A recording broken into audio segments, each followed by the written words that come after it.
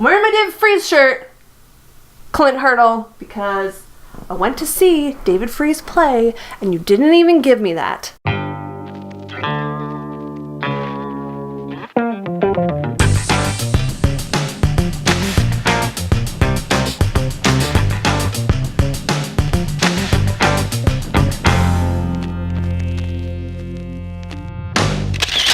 Hey guys, what's up? I'm Tara Wellman, and this is once again Birdseeds. Now, you may have noticed that I have yet to do a video that actually discusses the 2016 St. Louis Cardinals in the season that they have had thus far. That's mostly because I can't quite wrap my head around the 2016 St. Louis Cardinals and the season they've had thus far. So while I've put it off for quite a while now by doing other things, I decided that it is time to talk more about this team and maybe try to answer some of those questions that we're still wondering about 5 weeks into the season. Now, you guys asked me some really great questions on Twitter, so I'm going to use that as my starting point to talk a little bit more about the team this season. But before we get to that, there is one other thing that I'd like to discuss. Now, baseball Twitter can be a really fun place. It can also be really frightening, because I think sometimes we get so invested in the results on the field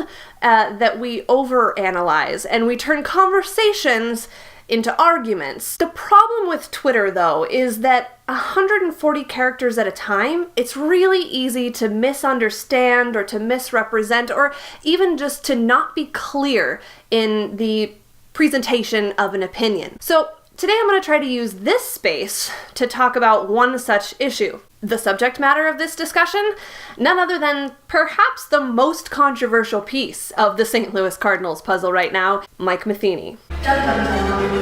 I'm a big Mike Matheny fan. I was a fan of him as a player, I'm a fan of him as a person, so when the St. Louis Cardinals hired Mike Matheny to be their manager, following in the footsteps of the legendary Tony La Russa, I desperately wanted to see Mike Matheny succeed. But I'm not oblivious, okay?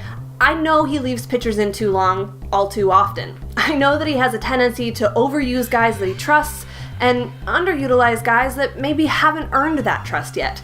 And I know that he gets stuck in a rut sometimes because he believes so much in his process, regardless of the results. But I have to believe that John Mozeliak knew what he was getting when he hired Mike Matheny with exactly zero major league experience. Members of the media and certainly fans are all free to debate the good and bad qualities of that decision. What bothers me is the seemingly overreaching comparisons between Mike Matheny in year 5 total of his managerial career and guys like Joe Maddon or Bruce Bochy, or Clint Hurdle, or, fill in the blank. If we're talking about Joe Maddon, he was in the minor leagues as a manager for nearly a decade before he got his first shot at the major league level. And then it was another decade after that before he managed a team to the playoffs and ultimately to the World Series, where he lost, by the way, but that's beside the point. The issue is, these are guys that have 25 plus years on Mike Matheny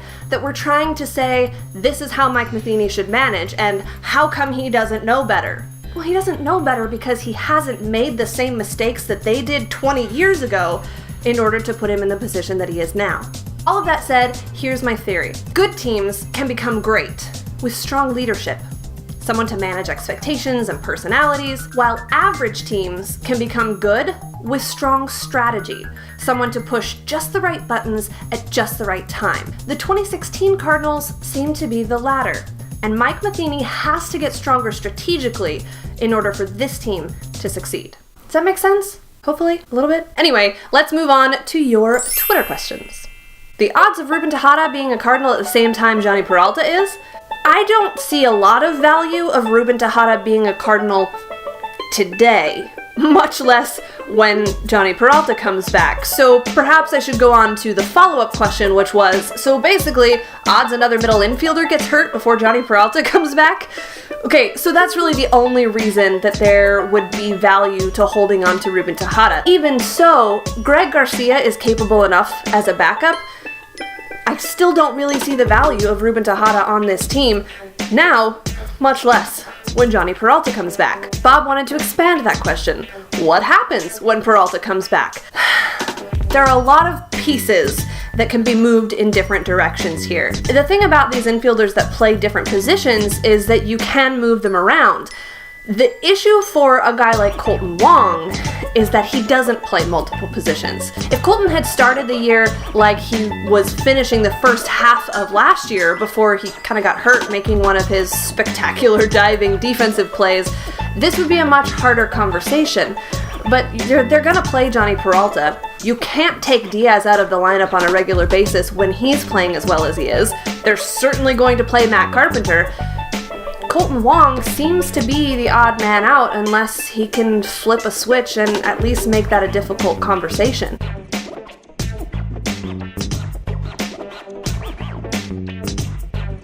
Speaking of Aledmys Diaz, I think this question mostly pertains to him. If I could restructure the batting order, how would it look? To me, this isn't as black and white of an issue as it is to some. A lot of the rest of the order depends on two things. One, can you convince Mike Matheny to move Matt Holliday out of the 3 spot? And 2, who's going to be playing on a regular basis? Whether Diaz is hitting first or if he's hitting 4th, it shifts everybody else down into probably better roles and keeps some of the big strikeout guys like Moss and Adams and Grichuk and Wong from being right in that middle part of the order at 4, 5, or 6. It's kind of a roundabout way of answering but not really answering your question.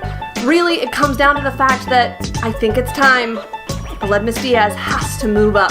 Next question. What are your thoughts on the current bullpen? Who would you promote or demote to make it as solid as possible? The real issue here for me comes down to Seth Maness and Matt Bowman. And the biggest problem is that Matt Bowman is playing Seth Maness in the role that he was supposed to have because Seth Maness hasn't been strong enough. Right now, it makes the most sense for maybe Seth Maness to go down, get some extra work in until he can really figure out what it is that's going on and how to solve the problems he's had thus far. Who I would bring up? I think Sam Tuivailala is the obvious choice just because of what he has to offer. So if I were to make a swap, it would be Tui for Maness, at least temporarily, until Maness gets his act together, and then we'll go from there.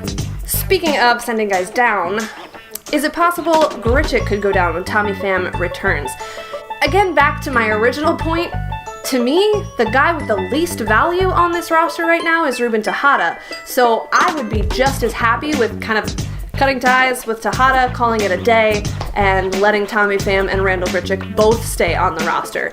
But if there's an opportunity for Grichuk to go down, get some things right, come back and be better, I think that's at least a conversation that they have to consider. And finally, when is the "when these guys get going" narrative going to end? Yeah, you know, I feel like we've been hearing that since like the middle of last season.